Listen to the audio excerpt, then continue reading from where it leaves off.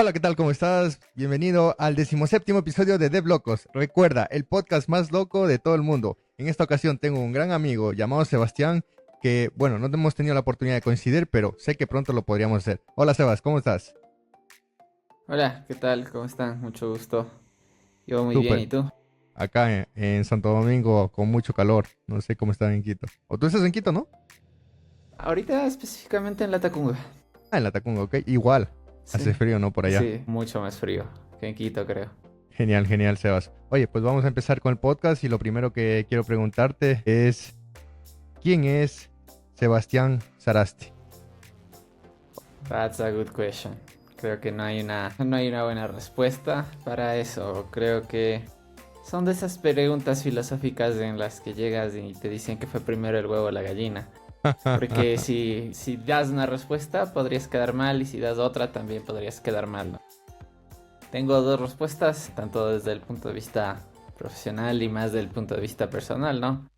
Creo que desde el punto de vista profesional, en la actualidad soy Machine Learning Engineer, me dedico prácticamente a la creación de modelos de inteligencia artificial para diferentes soluciones empresariales. Está bien, suena muy elegante e interesante, pero detrás de eso siempre no hay una persona que va más allá de los títulos, los cargos, el dinero, las posesiones materiales. Considero que también existe, ¿no? Ese ser humano que le gusta las cosas simples, salir a caminar con su perro, correr, ir al gimnasio, ese tipo de cosas simples que te traen felicidad en la vida, ¿no? Chévere, chévere, Sebas. Oye, pues me quitaste una pregunta porque la verdad que siempre pregunto quién es en la parte profesional y muchas veces me lo responden, pero siempre me gusta saber quién es la persona fuera de la parte profesional. Entonces, súper, súper chévere que pudimos platicar de esto. Ahora, vamos a empezar con el siguiente tópico y es prácticamente hablar sobre tu experiencia como desarrollador de software en este caso y cómo empezó todo. Vámonos, regresemos unos años atrás y cuéntame desde el inicio que empezaste a tener el amor por el software. Claro, creo que podría decir que desde que tengo uso de memoria he tenido una computadora en la casa, ¿no? Sin embargo, siento que no he tenido la guía correcta como para encaminarme hacia allá.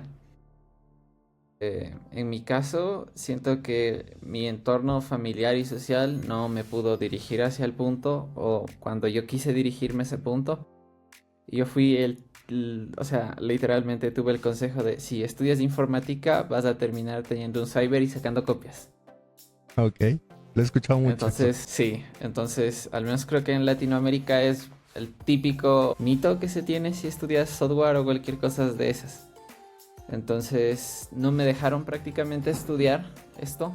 Entonces yo soy ese tipo de desarrollador que pues durante la vida empezó a darse cuenta de lo que le gustaba, lo que quería y dije pues quiero hacer esto. Podría decirse que prácticamente desde que era niño nunca he crecido en una familia con muchos recursos económicos. Mientras el resto de personas tenía un PlayStation, yo me las tenía que ingeniar a los 8 años para descargarme el juego pirata. No estoy orgulloso de decirlo esto, pero tenía que craquearlo y hackearlo, etcétera, etcétera, para pues yo jugar y sentirme que estoy al mismo nivel que pues el resto de los niños de la escuela. Entonces siento que desde ahí empieza a generarme esa semillita en la cabeza de qué quiero hacer, qué no quiero hacer y esto está chévere, ¿no? Recuerdo que para de vez en cuando craquear ciertos videojuegos tenía que entrar en terminal y pues en esa época no me acuerdo y simplemente no tenía ni uso o razón de lo que hacía, pero me llamaba mucho la atención. Entonces voy a dar este salto ya como de la escuela hasta el colegio, en el que prácticamente era como lo típico, ¿no? Te ayudo arreglando la compu, te veo que está mal, te instalo programas, juegos, pero no podía dar este salto como hacia profesionalizarme. Entonces, cuando quise seguir mi carrera universitaria, tenía tres opciones. Estudiar química, porque se me daba súper bien eso. Estudiar programación, pero no me dejaban. O dedicarme a hacer cine, que también no me dejaban porque no tenía plata. Entonces, opté por la más segura, que era estudiar química en su época. Entonces, estudié ingeniería química. Entonces, yo creo que cuando la vida conspira o quiere algo que sea para ti, las cosas se van a dar de forma, quieras o no, o sea, de forma secuencial sin que tú te des cuenta. Entonces llegó un punto en mi vida en la que mi familia y yo sufrimos un accidente de tránsito terrible. No estoy orgulloso de decirlo esto, pero simplemente me faltaba energía y vida para ir a todas mis clases universitarias. Y simplemente perdí la materia de inglés por no ir, literalmente. No me daba la vida. En ese punto, la universidad me dice, ok, si tú no tienes el inglés de este punto, tú ya no puedes estudiar más. Entonces me bloquean, digamos, los créditos académicos y tenía que hacer algo más, ¿no es cierto? No tenía más tiempo que hacer. Entonces en ese punto, digamos que me habían enseñado a programar en MATLAB. No sé si sabes qué es eso, pero es Conozco prácticamente MATLAB. Yo tengo software. background de electrónica y tuve MATLAB en mi época Sí, universitaria. en efecto, es como un lenguaje de programación, entre comillas, digámoslo, Para usado en las matemáticas. ingenierías. Claro, en efecto, para matrices, matemáticas, etcétera, etcétera. Entonces había hablado con un profesor y pues en su época mi profe se dio cuenta que era relativamente bueno en MATLAB, digamos, destacaba por encima del resto. Y pues mi profe había venido a estudiar de los Estados Unidos. No sé si está viendo esto, pero saludos, doctor. Un saludo para el profe. Sí, me invitó a programar en una cosa basada, se llama Jan4, es un lenguaje de programación basada en C++ que lo desarrollan en el CERN. No sé si sabes qué es el CERN, No, ahí sí pero no. es del ¿Podrías Centro de explicar? Investigación, sí, es del Centro de Investigación Nuclear Europeo, algo así. Ok. Las siglas creo que están en francés. Entonces, lo que prácticamente me invita a trabajar en su laboratorio de investigación haciendo programación para entender cómo funciona la radiación, cómo se mueve. Pero lo que pasa es que me estrelló con una pared enorme, ¿no? De programar en MATLAB a llegar a programar en C++, que prácticamente en MATLAB tú solo das run y te corre todito en automático, a programar en C++, que en ese caso yo necesitaba compilar, etcétera, etcétera, definir los tipos de variables, hacer clases, o sea, era prácticamente un mundo nuevo para mí, fue estrellarme contra el mundo. Y prácticamente en ese punto era o aprendes, te botas. Entonces, creo que en ciertas cosas de la vida me gustan ponerme el reto de lo quiero aprender, lo quiero aprender, lo quiero aprender y lo quiero aprender. Entonces prácticamente me puse el objetivo de aprender, aprender, aprender y llegó un punto en el que se cumplió el meme de los desarrolladores que dice, si sabes C++, evidentemente Python es facilito. Entonces sucedió de que aprendí estos lenguajes de bajo nivel, ¿no? Y cuando ya me topé con algo como Python, fue como, oh my gosh, this is easy, básicamente. Fue prácticamente súper sencillo el salto a Python. Es que ahí es donde empiezo ya a explorar las diferentes opciones de programación. Adicional, debido a lo que programaba era como muy único, yo tenía acceso a clusters, ¿no? Entonces ahí también empecé a aprender como ya, pero de verdad, de entender qué era el terminal, manejar bash, ejecutar simulaciones de 56 máquinas al mismo tiempo, cosas así, súper grandes, creería, computación científica. En un punto se ocurre que, bueno, uno de mis grandes amigos en la actualidad, que en su época también fue mi jefe después, saludos igual, César, si escuchas esto. Saludo para César. Sí, él llega de Estados Unidos, de su doctorado, y empieza como a hablar con todos, ¿no? Como de miren lo que he hecho. Y en un punto de su doctorado, pues él había hecho Machine Learning, ¿no? Inteligencia artificial. Y empieza a dar clases, cursos y empieza a tomar clases de esto, ¿no? Entonces también él empieza a colaborar en nuestro grupo de investigación y ahí es donde hago el match entre, wow, quiero dedicarme a esto el resto de mi vida, pero ¿qué estudié, no? Entonces, como alrededor de como octavo semestre, séptimo semestre de mi carrera, para los que no entienden, en Ecuador, pues hay alrededor de 11, 10 hasta 12 semestres, dependiendo de Sí, la es carrera. medicina. Sí, me empiezo a darme cuenta que pues simplemente no voy a trabajar, la química no me va a dar de comer. Entonces, mientras yo seguía mis clases, yo seguía clases de programación, digamos, en paralelo, por mi propia cuenta. Entonces me empecé a volver un autodidacta en el que devoraba curso tras curso, tras curso, tras curso, tras curso. Wow. Entonces, yo sí se cumple, en mi caso sí se cumple el meme de Si tú lo quieres, lo puedes. A tal punto de que me gradúo del pregrado y no consigo trabajo como ingeniero químico, que era mi carrera, sino conseguí como científico de datos, como a los 4 meses de graduarme. Y ahí es donde empieza mi carrera profesional prácticamente y cómo empecé a trabajar de desarrollador. Pues prácticamente esta mezcla rara entre programar en aplicaciones científicas súper complejas y tratar de ver una aplicación ya un poco más centrada en lo que se necesita actualmente, ¿no? Oye, súper interesante todo lo que nos cuentas. Y bueno, yo también tuve la oportunidad en mi época universitaria de pasar por C en algún momento y sí, la sintaxis es otra forma de verlo cuando ya conoces lenguajes como de alto nivel como Python, o en mi caso que estoy más orientado a lo que es mobile como Kotlin o Swift. Entonces, ¿qué consejo le darías a esas personas que usualmente entran a esta área y tal vez se chocan con un lenguaje como este, como C, y ya desde ahí es posible que tengan una barrera o un miedo y no conocen todavía lo bonito que es después programar en alto nivel? Sí, creo que a mí me gusta este tipo de frases y consejos. Los perdedores tienen sueños en la vida. Los ganadores tenemos obsesiones. No estoy orgulloso de decirlo, pero creo que de las cosas que me ha funcionado en la vida es que cuando yo realmente quiero algo me lo obsesiono.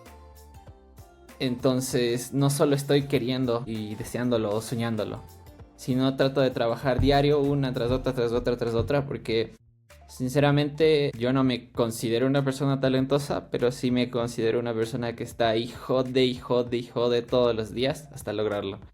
Entonces creo que esa insistencia, estar un día tras otro intentándolo, es lo que realmente me ha ayudado, ¿no? Al final sé que suena un poco radical de obsesionarse con algo, pero sí ayuda a conseguirlo, creo desde mi punto de vista, ¿no?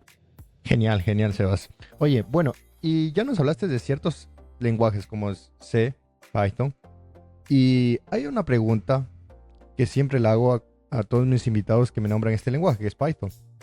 Y es sobre el mito de que sí es verdad que con Python podemos hacer de todo. No, siendo sinceros, no. ¿Ok? También hay el meme de Python cuando se puede, C cuando se debe. Creo que Python es un lenguaje muy de nicho para ciertas aplicaciones específicas. En mi caso, creo que todo el core de inteligencia artificial, ciencia de datos se mueve alrededor de Python. Sirve para eso, sirve para ciertas aplicaciones muy puntuales, pero por el hecho de que pues Python por detrás usa un intérprete, lo hace súper lento. Entonces mi recomendación es, bueno, podrías hacer demos o cosas así MVP súper simples, pero si ya quieres profesionalizarte como desarrollo web, etcétera, etcétera, aplicaciones mobile, en que pues, yo no soy un experto, Python no es el fuerte. Incluso en algo como mucho más simple que quizás son computaciones científicas como calcular propiedades de materiales o cosas así. Volvemos al ejemplo anterior, C++ es la mejor opción o incluso ahora Rust, que se está volviendo muy popular.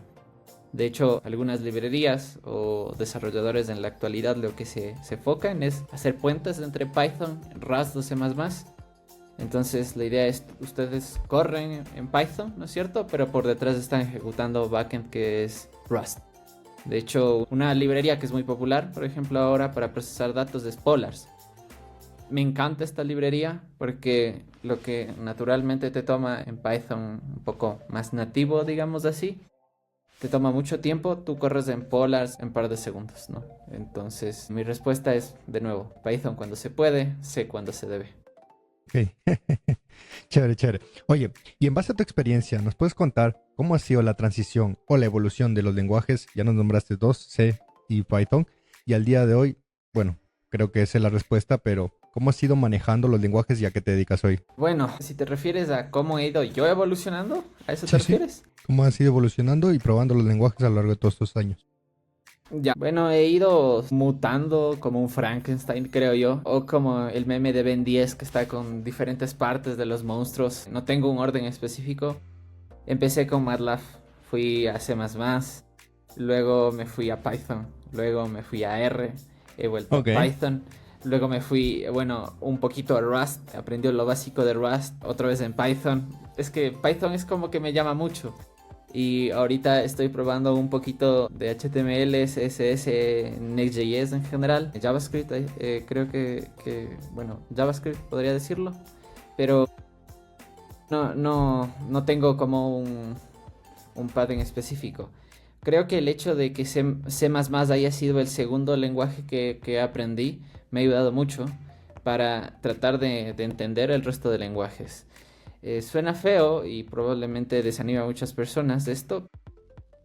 Quizá el camino doloroso, pero el más útil a largo plazo es aprender un lenguaje de programación de estos de bajo nivel, porque te permiten mucho abrirte la mente, no solo en el sentido de si hago esta línea, ejecuta esto, o si llamo a esta API, hace esto, sino para entender más allá a profundidad todo lo que tú estés haciendo. Ok, súper, Sebas. Oye, bueno, vamos a continuar con el podcast y vamos al siguiente tópico. Y hay hoy un mito tan grande por todo esto que se está evolucionando, que es la inteligencia artificial. Y es una simple pregunta de que muchas personas lo tienen en su cabeza, es que si la inteligencia artificial reemplazará a los profesionales hoy en día. ¿Qué opinas de esto? Me gustaría saber tu perspectiva. Bueno, hasta el momento he trabajado en algunas empresas como full time, otras como contractor, consultor o para proyectos simples. Y debo decir que desde la perspectiva de desarrollador de modelos de inteligencia artificial, hasta ahora yo no he tenido el gusto de simplemente reemplazar a ninguna persona. Ok. Creo que aún estamos muy tempranos en este proceso de empezar a reemplazar gente y empezar en esta ronda de despidos masivos. Más bien creo que estamos en el punto o más bien la inteligencia artificial, si bien podría en un futuro, que quizá no sé qué tan cercano esté, eliminar ciertos empleos o empezar a reducirlos, creo que se va a volver más bien una herramienta profesionalizante, en el sentido de que te va a ayudar a tomar mejores decisiones. Por ejemplo, uno de los proyectos en los que he trabajado es optimizar los aviones, los aeropuertos. Puede parecer algo inútil y trivial porque tú al final del día siempre tratas de llegar a un aeropuerto, subirte al avión y salirte lo más rápido que puedas. Pero una de las aplicaciones que he desarrollado y que ha servido mucho es entender incluso en qué punto se debe estacionar un avión para que maximice las ventas para las diferentes tiendas, ¿no? No es lo mismo que un avión llegue evidentemente de Argentina que un avión llegue de Miami. Okay. Evidentemente la gente que viene de un país con mayor PIB va a tener un mayor poder adquisitivo y probablemente te conviene que en cierto momento del día esté un avión parqueado cerca de ciertas puertas que probablemente tienen mayor cercanía a las tiendas. Tiene sentido. Más bien, ese cálculo, ¿no? Esa optimización, ese análisis de todos los datos, si lo ponemos a desarrollar con una persona, probablemente le tome muchos días, horas, y es un cálculo que lo va a tener que estar repitiendo una y otra vez y otra vez y otra vez y que va a cambiar. En ese sentido, más bien la inteligencia artificial lo que está haciendo es prácticamente ayudándoles a tomar decisiones de manera informada, no solo basada en mitos o creencias o lo que ellos quieren, sino en lo que realmente sucede en la vida real. Oye, súper interesante ese proyecto que me cuentas y la verdad que se tiende a los datos, ¿no? Todo esto creo que va inyectando los datos y cómo podemos manejarlos también para que nosotros como creadores de algún producto podamos sacar provecho de esto, ¿no? Ahora, démosle la vuelta a la pregunta y me gustaría saber qué piensas de estas empresas que a futuro no se actualicen con la inteligencia artificial. Bueno, creo que van o absorbidas o se eliminarán del mercado. Creo que es lo lindo que me gusta en el mercado, de que si tú no innovas, pues te mueres.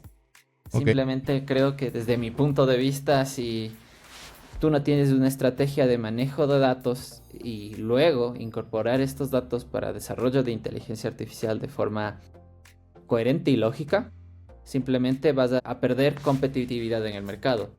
Porque va a suceder que un ejemplo súper simple, mientras una persona puede tener la calificación de crédito de riesgo desde una simple aplicación en un par de segundos, si tú como banco o cooperativa de ahorro y crédito tiene que ir todavía a la persona, enviarte todos los documentos, pasar 1 o 2 semanas hasta que tenga su calificación de riesgo de crédito, pues evidentemente la persona simplemente por facilidad va a terminar yéndose por estas soluciones tecnológicas. Entonces, al final, estas empresas que no están dispuestas a innovar se van a quedar.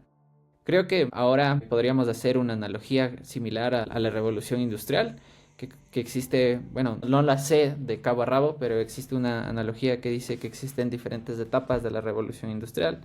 En las primeras etapas, pues tú empiezas a automatizar los procesos más simples, ¿no? Crear máquinas que tratan de resolver problemas sencillos. Si hacemos esta analogía en el boom de la inteligencia artificial, creería que estamos entre la primera y la segunda etapa, ahorita, desde mi punto de vista. La primera etapa en la que tratamos de solventar los problemas más simples y sencillos en el sentido de son modelos relativamente pequeños. Estamos llegando a la fase 2 en el que estamos llegando a modelos más complejos que necesitan más datos y pues evidentemente más cómputo para ejecutarse. En el futuro llegaremos a una etapa 3 que prácticamente necesitaríamos mucho más poder computacional.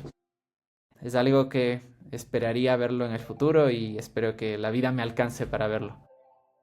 Oye, es súper interesante todo esto que estás contando. Y mira, hablando del futuro, justo me surgió una pregunta que se orienta a esto. Tú como un profesional en todo lo que es el machine learning, también lo que es inteligencia artificial, ¿cómo te imaginas el mundo aquí en unos 10 a 20, 30 años, ya que la tecnología ha evolucionado tan rápido? Vámonos atrás, hace pocos años que la inteligencia artificial se creó hace varios, pero ¿cuándo se hizo popular? Hace pocos años atrás. Entonces, el mundo está evolucionando tan rápido que uno puede llegar a pensar, una persona tal vez normal que diga, ok, esto puede ser el próximo Futurama aquí a unos 20, 30 años. ¿Cómo te imaginas tú, en tu experiencia, cómo irá cambiando esto? Ok, creo que es un buen momento para esta pregunta Ok. porque no sé qué día específicamente se está liberando esto, pero justo el día de hoy o hace pocas horas se acaba de liberar el nuevo procesador cuántico de Microsoft, no sé si lo viste, Ok, no, no. que es Majorana 1, Ok. que prácticamente abre las puertas a un nuevo nivel de computación cuántica. Wow. Desde mi punto de vista, yo creo que ciertas cosas se van a mantener en la computación tradicional. Para mi punto de vista no tiene sentido desarrollar aplicaciones móviles o web en un procesador cuántico. Evidentemente no tiene sentido. Pero creo que la computación cuántica va a ser muy útil en todas estas cosas de machine learning e inteligencia artificial y principalmente física de sistemas complejos, aplicada evidentemente con la computación. ¿Qué es esto? La física de sistemas complejos y la computación prácticamente es estudiar las moléculas, los átomos, los materiales. ¿Por qué lo menciono? Creo que en el futuro vamos a llegar a un punto en el que tú quieres sintetizar un medicamento para tratar una enfermedad. Tú pones las condiciones de tu enfermedad, datos de tu paciente, etcétera, etcétera. Va a pasar por tu computadora cuántica y en cuestión de segundos te va a dar el resultado, como debe ser tu molécula prácticamente de extremo a extremo, de cabo a rabo, y tú lo podrías sintetizar. Si tú no lo sabes, en la actualidad el diseño de materiales, incluso con inteligencia artificial, te tomaría, utilizando todos los recursos computacionales disponibles en el planeta Tierra, años. Porque es física de sistemas complejos. En pocas palabras, son varios componentes interactuando al mismo tiempo. Canalizar de uno en uno al momento actual, con nuestro poder computacional disponible, nos tomaría décadas, años, no sé cuánto nos tomaría. Oye, súper interesante todo esto. Yo creo que eso daría hasta para un podcast y seguir hablando y hablar totalmente un día entero, ¿no?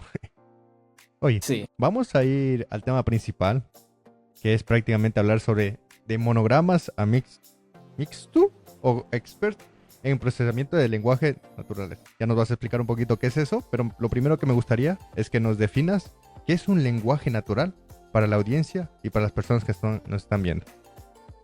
ya, claro.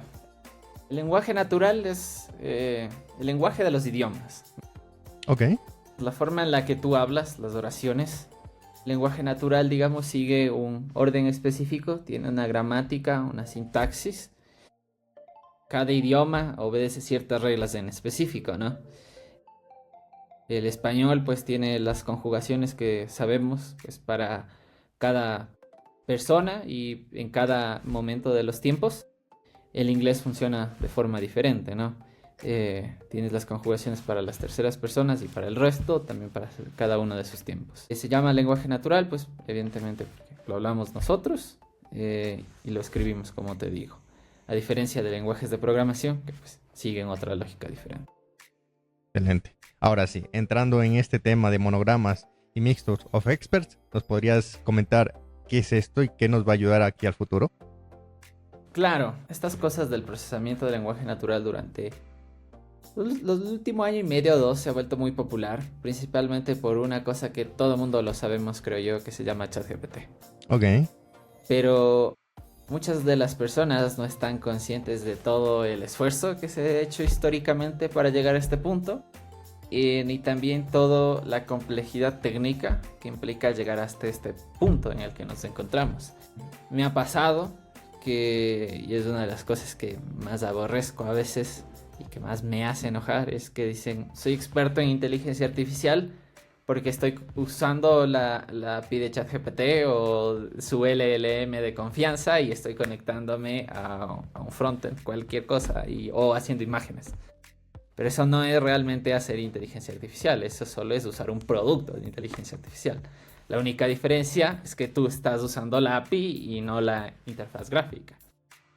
Entonces, la idea es que en los años pasados, procesar el lenguaje al nivel de entendimiento que tiene actualmente ChatGPT prácticamente ha sido una odisea.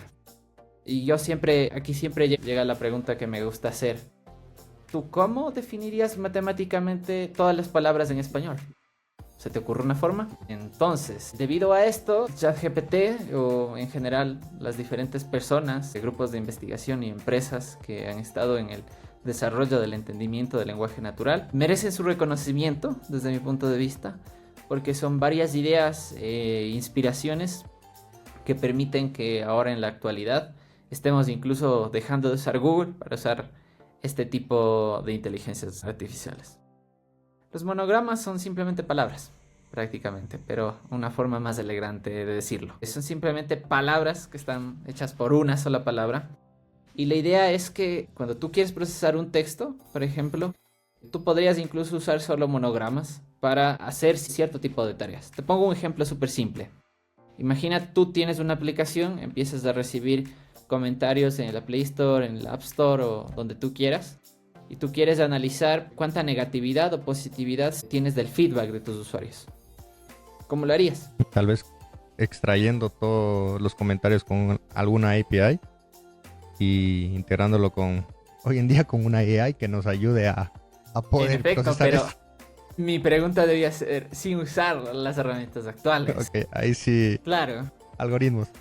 Es una tarea relativamente compleja, ¿no? Tú tendrías que definir, digamos, un conjunto de palabras que para ti son buenas, otro conjunto que son consideradas malas, y armar estos monogramas, ¿no? Que son tus objetivos y empezar a contarlos. Y un disclaimer ahí. Hablando de esto, alguna vez tuve la oportunidad de trabajar en una aplicación de taxis en Guayaquil, acá en Ecuador.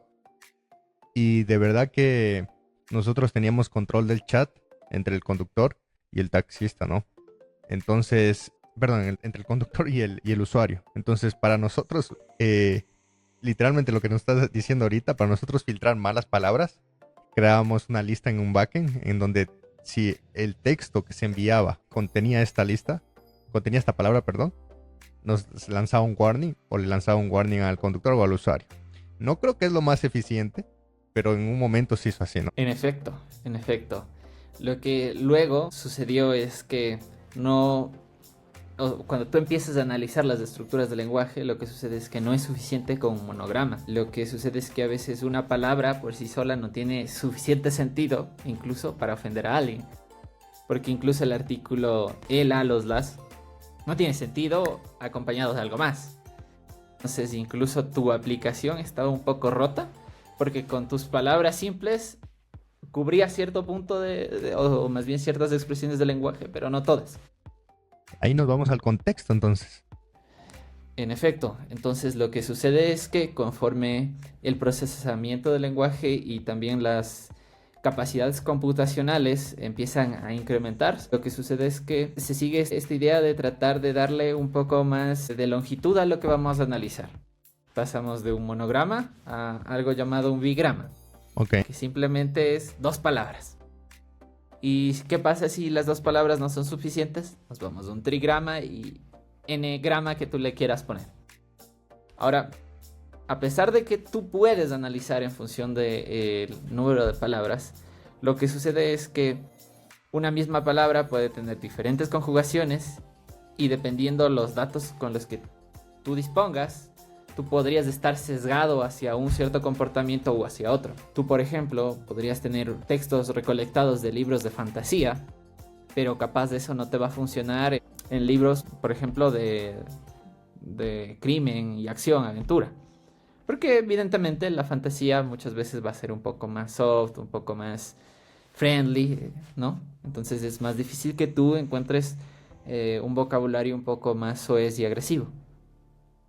Entonces, en ese sentido, se tratan de evolucionar en las diferentes técnicas y algoritmos para que tú proceses esto. Para mencionar, una de los algoritmos muy populares, no recuerdo el nombre, pero las siglas son TF y DF. Creo que es Term Frequency Inverse Document Frequency, que prácticamente lo que hace es recolectarte diferentes textos, prácticamente diferentes tópicos, y te los empieza a normalizar para el común del total. Es como que armas una matriz grande, donde cada fila es un texto de tu libro, por ejemplo. ¿Cuál era el problema de esto? Es que podrías llegar a representaciones de lenguaje, matrices, me invento, de 10.000, 20.000, 100.000 columnas. Te das cuenta que es una estructura de datos altamente ineficiente. Representar ciertas cosas se vuelve súper ineficiente. Entonces, en ese sentido, la gente empieza a pensarle y darle vuelta al coco cómo podemos representar mejor el lenguaje. Porque por alguna razón nuestro cerebro es una máquina excelente de entender y captar e incluso inferir cuál sería la siguiente palabra. Pero las máquinas no tienen esta capacidad intrínseca que nosotros tenemos o que la hemos adquirido durante la evolución. Entonces aquí llega la magia que ha ocurrido durante probablemente los 10 últimos años con las redes neuronales, ¿no? Ahí quisiera mencionar un paper que es muy popular que se llamó, desarrollado por Google, que es Attention is all you need, que lo que busca es desarrollar un mecanismo en las redes neuronales que se llama self-attention y que prácticamente, en palabras súper simples, desarrolló una forma en la que tú le das una oración básicamente, y te calcula una cosa que se llama un embedding, básicamente. ¿Qué es este embedding? Es un vector que tú le puedes poner una dimensión que te venga a la mente. Dependiendo del modelo, esto puede ser más o menos grande. Lo realmente importante es que este vector tiene un significado intrínseco. El modelo es capaz de textos similares, generar vectores similares, y textos, pues, que evidentemente son diferentes, los vectores van a estar diferentes. Imaginemos por el momento, o hagamos una analogía aún mucho más simple. Imagina tú tienes las palabras rey, princesa, y tienes las palabras padre y madre. Okay. ¿Tú podrías hallar un equivalente entre estas palabras? Implícitamente. En efecto. Claro, pero no podría como demostrar por qué, tal vez. Ni yo tampoco podría hacerlo, pero digamos que hay una lógica en el lenguaje. Claro. Que rey y reina o padre y madre es como que siguen una lógica y una jerarquía. Y lo bonito de estas representaciones vectoriales es que tú puedes representar tanto palabras o oraciones enteras, dependiendo qué modelo uses. Pero el vector que logras obtenerlo, si tú restaras el vector de rey, reina, padre, madre, prácticamente te quedarían 0. Es como que llegamos a un punto en el que traducimos el lenguaje a una expresión matemática que es útil y que al mismo tiempo tiene sentido de lo que nosotros aquí en nuestro cerebro somos capaces de entenderlo, pero que tú no me lo pudiste explicar, ¿verdad? ¿Qué tan importantes son las matemáticas en la vida, no? Sí, son muy importantes. Creo que esa es una de las razones por las que mis amigos que de plano han estudiado ingeniería en software, ni uno se dedica a hacer inteligencia artificial. Creo que hay muy pocos ingenieros en software que realmente les gusta hacer mates. No sé por qué, pero la mayoría de gente que he trabajado haciendo inteligencia artificial son gente economía, ingeniería, en una proporción 2 a 8. O sea, hay solo 2 ingenieros en software, digamos, nativos, para 8 que son de cualquier otra carrera que han pivoteado a esto. Wow. Oye, súper, súper interesante.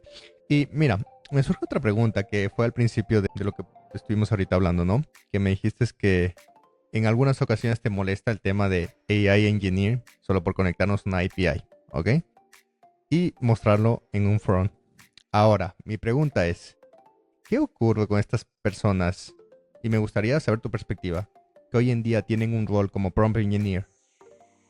¿Cuál es en sí el rol de estas personas para que nos expliques tanto a la audiencia como en este caso a mí, ya que este rol relativamente salió hace poco, o bueno, dentro de en mi caso yo lo vi hace meses o años atrás que apareció. Si nos vamos de aquí a unos 5 años, 6 años atrás, eso no existía. Entonces, háblame sobre este rol y qué diferencia tendría versus un AI engineer que está conectándose a una API, ¿no? Y entre comillas, dije. Ya, ahí nada más creo que no sé si está bien entendida la pregunta o está mal entendido los conceptos. ¿Tú quieres ver la diferencia entre el AI Engineer y el Prompt Engineer? Ok, el AI Engineer entre comillas, Sí, sí. digamos, Sí, a los que no nos están viendo y solo están escuchando, estamos con los sí, deditos aquí.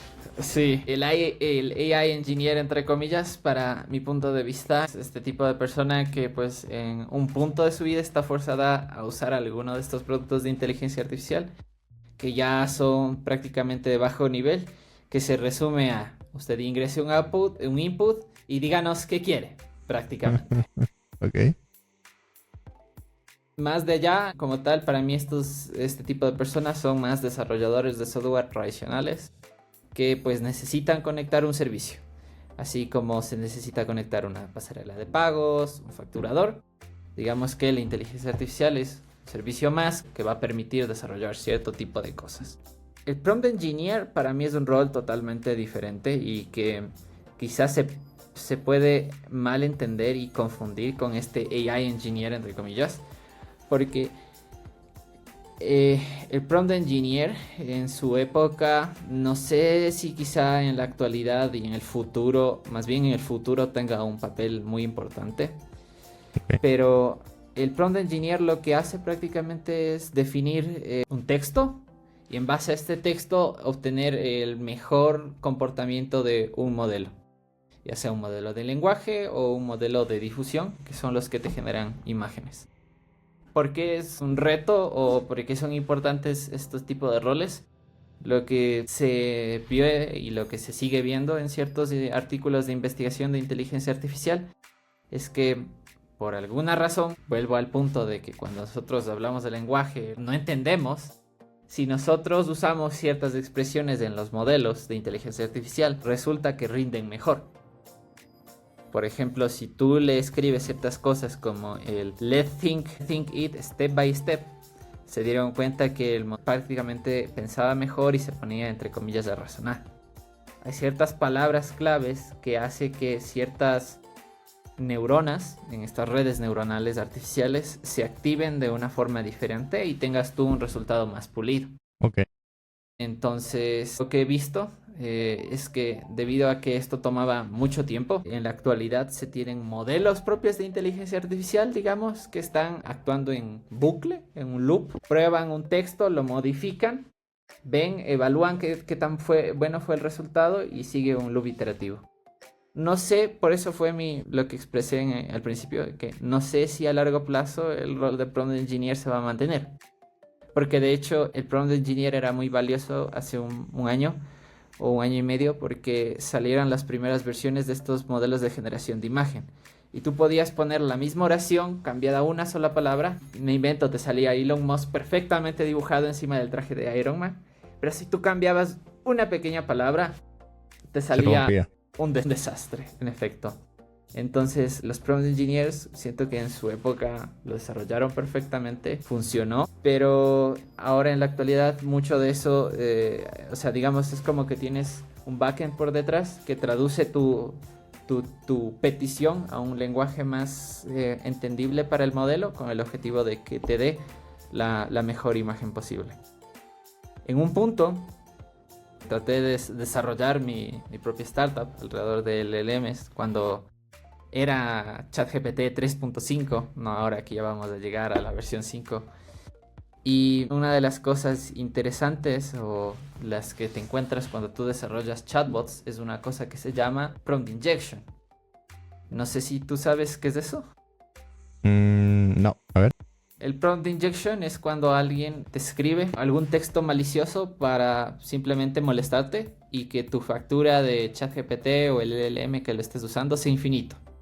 Digamos, es un nuevo modo de ataque, básicamente, para hacer que tu aplicación basada en chats se vuelva loca.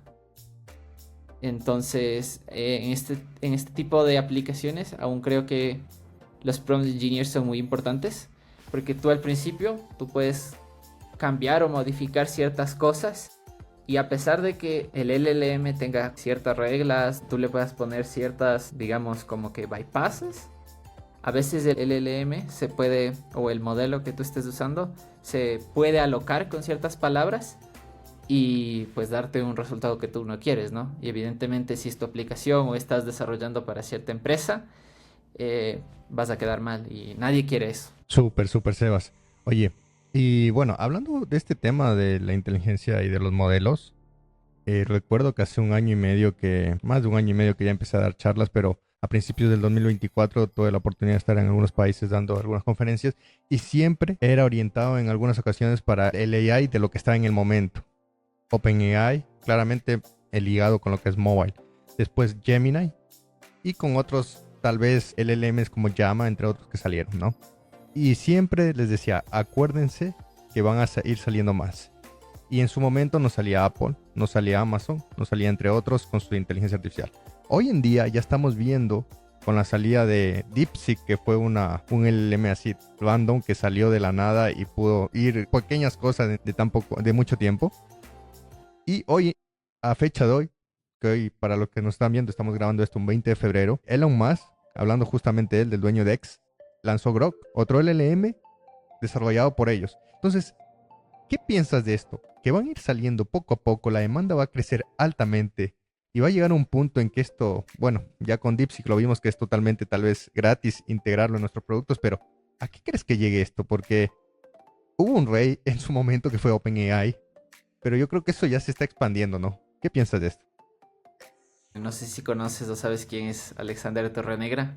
Sí, el de Colombia, Sí, de de Shark hecho, Tank. justo hoy o hace un día vi que puso un tweet que decía algo como: hace un par de décadas los líderes mundiales se volvían dictadores, oprimían gente o algo así, pero en la actualidad los líderes mundiales se pelean por tener quien tiene la inteligencia artificial más potente. Qué lindo momento para vivir. Pienso muy similar a lo que opina Alexander. Creo que en este punto lo que sucede es que estamos viendo el resultado de la ingeniería inversa. Siento que en su época OpenAI fue famosa porque logró dominar la arquitectura Transformer, que es la que prácticamente permite que tengamos estos modelos. Sin embargo, OpenAI pues fue capaz de generar ciertos modelos pensantes que, bueno, pensantes entre comillas, digo porque al final solo lo que hacen estos modelos, lo siento, es entender una distribución o de probabilidad de cómo se comporta el lenguaje y las palabras. Lo que yo creo es que en el futuro vamos a llegar a un cuello de botella. Va a ser de cierta forma simple desarrollar los LLMs, como tú lo acabas de decir, lo que sucedió con DeepSeek, pero tampoco es que esto se va a volver tan fácil como hacer un vaso de agua tibia. Tú necesitas tener cierta capacidad de cómputo, tú necesitas tener los datos, porque sin datos de inteligencia artificial no es nada. ¿Hasta qué punto? No lo sé. Una de las partes que no hablé al principio, que es importante mencionarlo, es el Mixture of Experts, que es la arquitectura en la que se basa DeepSeek. Para los que no lo saben, usualmente la forma tradicional de hacer inteligencia artificial es coges los datos, tienes un modelo que digamos que es una caja en la mitad y tienes unos outputs. El enfoque tradicional es, ok, tengo un modelo de un tamaño definido, trato de entender si los datos están bien y si no empiezo a tratar de incrementar mi modelo tanto como yo pueda, ¿no?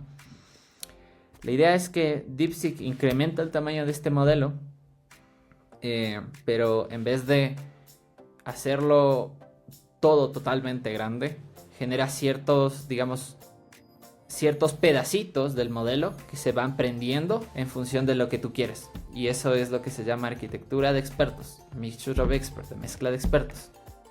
De hecho, debería recalcar que DeepSeek no es el primero que lanzó esto, sino fue Mistral, que es una empresa francesa, si no estoy mal. DeepSeek es más bien popular porque agarra este trabajo de Mistral y logra hacer una cosa que se llama unsupervised fine tuning.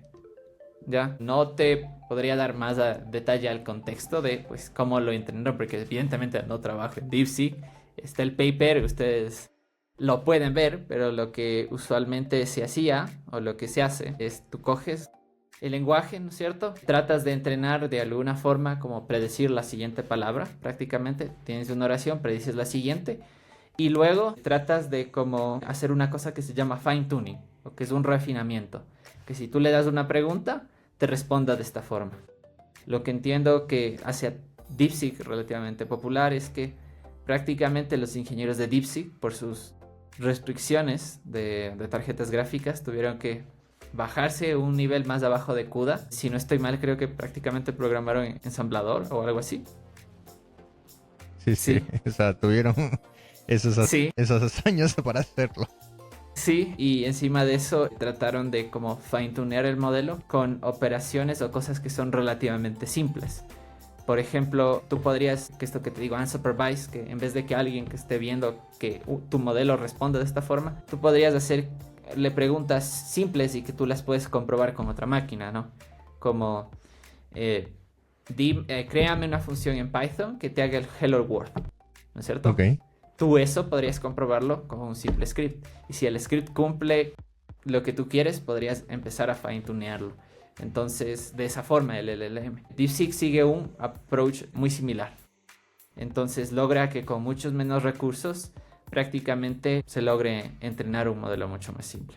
Lo que estamos ahorita viendo con las diferentes empresas tecnológicas, digamos, es este reguero de diferentes arquitecturas y que se empiezan a usar y competir entre las diferentes empresas, ¿no? La pregunta sería que siempre es ¿cuál es la arquitectura que usa detrás dentro de su modelo? Para la gente que probablemente no entiende mucho de inteligencia artificial, la arquitectura es la forma en la que tú conectas la información y haces que vaya fluyendo. Los modelos de inteligencia artificial populares usan una cosa que se llama redes neuronales, que simplemente son crear neuronas artificiales que por dentro hacen una operación matemática. Lo que hace que sea inteligente es cómo tú vas ordenando estas neuronas y cómo estas generan un patrón lógico. Entonces creo que también es muy importante recalcar el aporte. Me gustaría decir de Meta, pero Ok. del empleado que filtró Llama de Meta es más acertado porque eso ha permitido que evidentemente el resto de la comunidad empiece a tratar de hacer diferentes esfuerzos a desarrollar sus propias versiones. Adicionalmente, en este punto, tú tienes diferentes ideas o estrategias de cómo tratar de hacer fine tuning o refinamiento a estos modelos de una forma mucho más eficiente sin tener que gastar tantos recursos. Oye, qué chévere conversar contigo justamente ahorita en este mar y en estas olas de AI que está pasando a lo largo de estos inicios del 2025, ¿no? Porque creo que no sé si alguien tal vez normal que hubiera conocido ChatGPT hubiera pensado que a partir del 2025 esto sí iba a volver una batalla de LLM, ¿no? Alrededor del mundo. Oye, y otra pregunta que te puedo hacer es acerca de DeepSeek.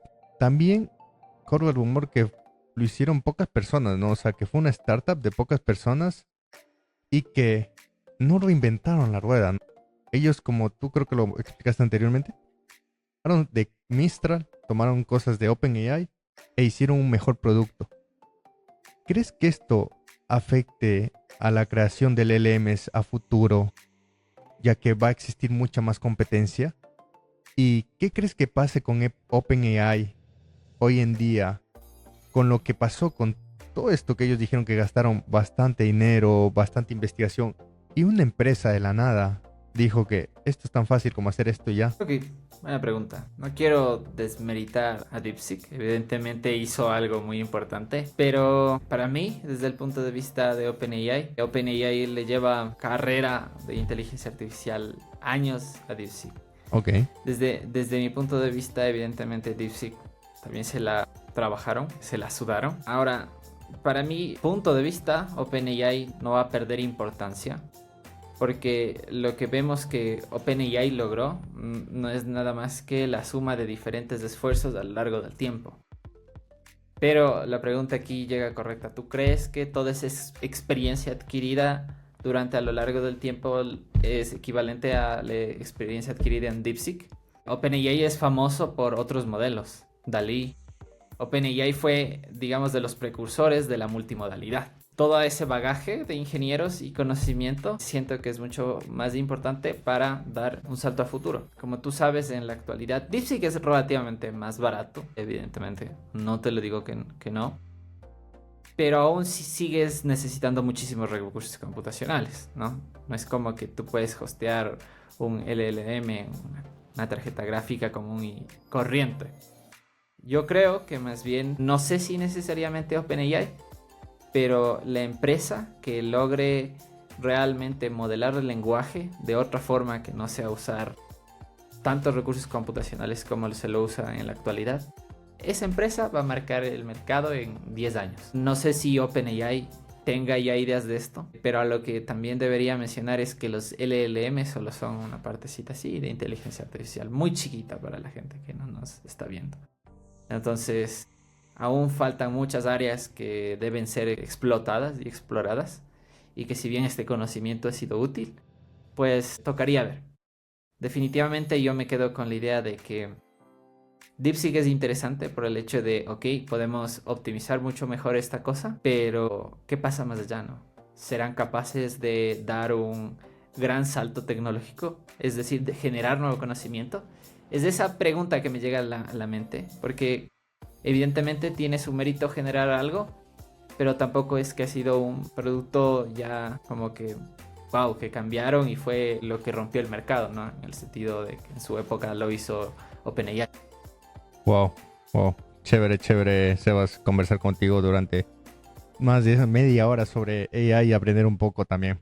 Bueno, vamos a pasar al siguiente tópico del podcast, y es una pregunta que la llevo haciendo esta segunda temporada en The Blocos, y es prácticamente, ¿qué le dirías al Sebastián Sarasti de hace 10 años atrás? Wow, buena pregunta. Le diría que sea más seguro de lo que él piensa y que deje de escuchar a las personas, Ok, las opiniones de las personas. Creo que es muy importante de que estés muy seguro en tus decisiones y acciones. No por el hecho de que generes un ego y una seguridad excesiva en las cosas que haces, sino por generar ese tipo de convicción de hacia dónde quieres ir y si eso realmente es para ti. En el sentido de no volverte un borrego y seguir al resto de la sociedad. ok. Chévere, chévere. Bueno, vamos a pasar a las preguntas de The Blocos. Son 5 preguntas que te las voy a generar en este momento. Vamos, Ok. ahí va la primera. ¿Recuerdas cuál fue tu primer pago como desarrollador de software y qué hiciste con él? Sí. Mi primer pago, te puedo decir la cantidad, no era mucho, alrededor de como $300. Ok, Recuerdo que pues, de plano no tenía camisetas para ir a entrenar al gimnasio. ok. Fui y me compré un montón de ropa de gimnasio y dije, bien, qué lindo trabajar en esto, ¿no? Me sentí el hombre más feliz del mundo y fui a entrenar el siguiente día con eso. Chévere, chévere. Vamos con la siguiente. ¿Alguna vez has tenido un error tan grande que te hizo reconsiderar tu carrera como desarrollador? Hasta el momento no. Ok, No, de momento no, pero sí he tenido un error que me ha hecho pensar a veces de como, chuta, no me votaron, qué suerte tengo. Sí he tenido esos errores. Para ser exacto, cuando tú desarrollas inteligencia artificial, al menos en AWS, es un poco, entre comillas, mañoso cómo se conectan a las instancias. porque tú te puedes desconectar, pero eso no implica que tú te apagas las instancias. Entonces, en su época provoqué que esos gastos por las Pérdida de instancias dinero. sean un poquito elevados, en efecto. Bueno, yo creo que las empresas tenían que tener ahí un budget para aprender, ¿no? En efecto. Genial, vamos con la tercera. Si solo pudieras trabajar con un framework o lenguaje por el resto de tu vida, ¿cuál sería y por qué? Y creo que ya lo sé. Me gustaría decirlo Python, porque es simple, pero el problema es que en ciertos momentos necesito más velocidad. Ok. Entonces, no me quedaría solo con Python. Si pudiera decir una cosa, te diría este híbrido Python-Rust, que Ok. me permite ejecutar Python por encima, pero detrás estoy ejecutando Rust y mis cosas son muy rápidas, ¿no? Súper. Vamos con la cuarta pregunta. Démosle la vuelta. Si pudieras borrar un lenguaje de programación del mundo, ¿cuál sería y por qué? Borraría R. R. Ok. Sí. ¿Alguna anécdota? Eh, Siento que es un lenguaje muy encerrado al mundo académico y estadístico. Siento que ha ido envejeciendo muy mal en el tiempo. Y siento que adicionalmente es como la copia open source, por no decir barata, de MATLAB en muchas cosas. Y siento que trata de copiarlo de Python y lo de MATLAB y es como que no logra hacer ni el uno ni el otro bien al mismo tiempo. Entonces tú tratas también de ver documentación, muy poca gente le da soporte, entonces es como un poco desordenado. Y vamos con la quinta. ¿Qué es lo más raro o inesperado que has encontrado en el código de otra persona? Bueno, lo más raro que encontré fue un README en el que literalmente una persona prácticamente decía a dónde se iba a ir de vacaciones. Ok. Súper random. Ok. Súper random. Ok. No entendí por qué, pero súper random. No tenía sentido. Oye, eso me suena familiar. Justamente hace unos días grabé un episodio con otro invitado y te cuento aquí en primicia. Él me decía esta pregunta que había encontrado en algún momento, como él lideraba unos equipos de desarrollo, a dos desarrolladores haciendo commits como canal de comunicación. Imagínate, o sea, como que se escribían por ahí y era como que tenías una conversación en todos los commits. O sea, en cada commit había un texto de, ok, estoy haciendo esto por decirte algo. Y él les respondía por ahí mismo. Ay, Genial, es de las cosas más locas que he escuchado. Sí, sí, yo también primera vez. Me causó mucha impresión. Bueno, vamos a ir al último tópico del podcast, que es prácticamente que nos des un consejo para la gente que quiere empezar a programar. Bueno, creo que para todas las personas que quieren empezar a programar se hagan la pregunta de ¿quieren programar porque les gusta o porque algo del mundo de la programación les atrae? Siento de que si solo lo buscan hacer por dinero se van a terminar quemando. Necesitan mucha convicción y en realidad ganas de gustarles gustarles lo que quieren hacer. Yo siento de que si me pusiera en en mis zapatos y ponerme a desarrollar aplicaciones móviles o algo de ese tipo de cosas, ¿no? Como UIs, yo me sentiría el hombre más aburrido del mundo. Siento que tienes que hacerte esa retrospección de, primero, ¿en serio quiero programar? Y aún más importante, ¿qué quiero programar?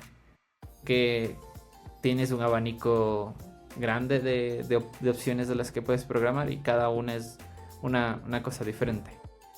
En mi caso, a mí lo que más me gusta en la inteligencia artificial es como ver estas abstracciones que logras que las imágenes, el lenguaje o cualquier número random logre tener sentido y pueda ser útil para las personas, cambiar vidas, mejorar y optimizar los procesos y generar más ingresos y evidentemente mejorar la economía de nuestros países.